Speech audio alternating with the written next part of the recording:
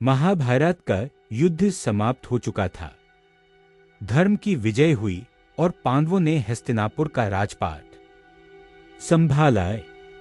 इस महान युद्ध के दौरान भगवान श्री कृष्ण ने अर्जुन को श्रीमद् भगवद गीता का दिव्य और अमर ज्ञान दिया था। अर्जुन ने युद्धभूमि में धर्म और अधर्म का अंतर समझा था, परंतु युद्ध के बाद एक दिन अर्जुन के मन में एक विचित्र विचार आया। उन्हें लगा कि इस पूरी सृष्टि में भगवान श्री कृष्ण का उनसे बड़ा भक्त कोई और नहीं हो सकता। आखिर भगवान ने उनके लिए क्या कुछ नहीं किया। वे उनके सारथी बने, उन्हें जीवन का सबसे बड़ा ज्ञान दिया और हर कदम पर उनकी रक्षा की। इन सब बातों को सोचते हुए अर्जुन के मन में अपनी भक्ति को लेकर एक सूक्ष्म अहंकार पनपने लगा। उन्हें लगने लगा कि वे ही श्री कृष्ण के सबसे प्रिय और अनन्य भक्त हैं। भगवान श्री कृष्ण जो तीनों लोकों के अंतर्यामी हैं। अर्जुन के मन में पनपते इस अहंकार को तुरंत भांप गए। वे जानते थे कि अर्जुन का यह भ्रम दूर करना अत्यंत आवश्यक है ताकि वे सच्ची भक्ति का अर्थ समझ सकें। एक दिन श्री कृष्ण ने अर्जुन को अपने साथ रथ पर बैठाकर राज्य के भ्रमण पर ले गए। घूमते घूमते वे एक ऐसे गांव से गुजरे जहां उन्होंने एक ब्राह्मण को देखा। यह ब्राह्मण बड़ा ही अनोखा था।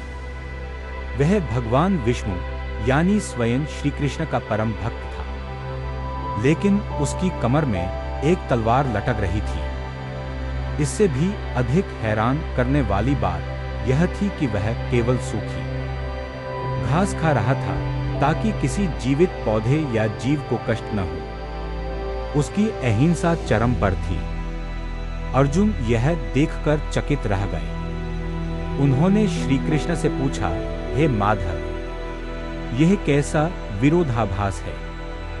एक तरफ यह ब्राह्मण इतना परम अहिंसक है कि जीव हत्या के डर से केवल सूखी घास खा रहा है, और दूसरी तरफ अपनी कमर पर इतनी धारदार तलवार बांधे घूम रहा है। इसका क्या रहस्य है? श्री कृष्ण मुस्कुराए और बोले, अर्जुन, मैं भी नहीं जानता। क्यों न तुम खुद ही उससे जाकर पूछ लो। अर्जुन रथ से उतरे और उस ब्राह्मण के पास गए। उन्होंने आदरपूर्वक प्रणाम करके पूछा, हे देव, आप इतने बड़े भक्त हैं कि जीव हत्या के डर से सूखी घास खाते हैं, फिर इस हिंसक तलवार को अपने साथ रखने का क्या कारण है? आप इससे किसका वध करना चाहते हैं? ब्राह्मण की आंखें क्रोध से लाल हो गईं। उसने कहा, मैं इस तलवार से 4 लोगों की तलाश कर रहा हूं। जिस दिन वे मुझे मिल गए, मैं उनका वध कर दूंगा। अर्जुन ने उत्सुकता से पूछा, वे 4 लोग कौन हैं? और उन्होंने आपका क्या बिगाड़ा है? ब्राह्मण ने गुस्से में कांपते हुए जवाब दिया, सबसे पहला अपराधी है वह ढोंगी नारद। वह हर समय नारायण नारायण भजता रहता है और मेरे प्रभु को एक क्षण भी विश्राम नहीं करने देता। जब देखो तब मेरे प्रभु को जगाए रखता है। दूसरी अपराधी है वह द्रौपदी। जब दुशासन उसका चीरहरण कर रहा था, तब उसने अपने महल में बैठकर मेरे प्रभु को पुकारा। मेरे दयालु प्रभु को नंगे पैर द्वारका से भागकर हस्तिनापुर आना पड़ा। उसने मेरे ठाकुर जी को इतनी तकलीफ दी। क्या वह थोड़ा सब्र नहीं कर सकती थी? तीसरा अपराधी वह दुष्ट हाथी गजेंद्र है। जब मगरमच्छ ने उसका पैर पकड़ा, तो उसने सरोवर से मेरे प्रभु को पुकारा। मेरे प्रभु अपनी गरुड़ सवारी छोड़कर नंगे पैर उसकी जान बचाने भागे। क्या उस दुष्ट को थोड़ा सब्र नहीं था? क्या वह कुछ समय प्रतीक्षा नहीं कर सकता था। ब्राह्मण की बातें सुनकर अर्जुन हैरान रह गए। उन्हें समझ नहीं आ रहा था कि कोई भक्त भगवान से इतना प्रेम कैसे कर सकता है कि उन्हें थोड़ी सी भी तकलीफ देने वालों का दुश्मन बन जाए। यह भक्ति का एक ऐसा स्वरूप था जो उन्होंने पहले कभी नहीं देखा था। तभी अर्जुन ने पूछा, और चौथा अपराधी कौन है? ब्राह्मण ने अपनी तलवार पर हाथ फेरते हुए बेहद गुस्से में कहा, चौथा और सबसे बड़ा अपराधी है अर्जुन। उस पापी की धृष्टता तो देखो। उसने मेरे सुकोमल ब्रह्मांड के स्वामी प्रभु श्रीकृष्ण को कुरुक्षेत्र के युद्ध में अपना सारथी बना दिया।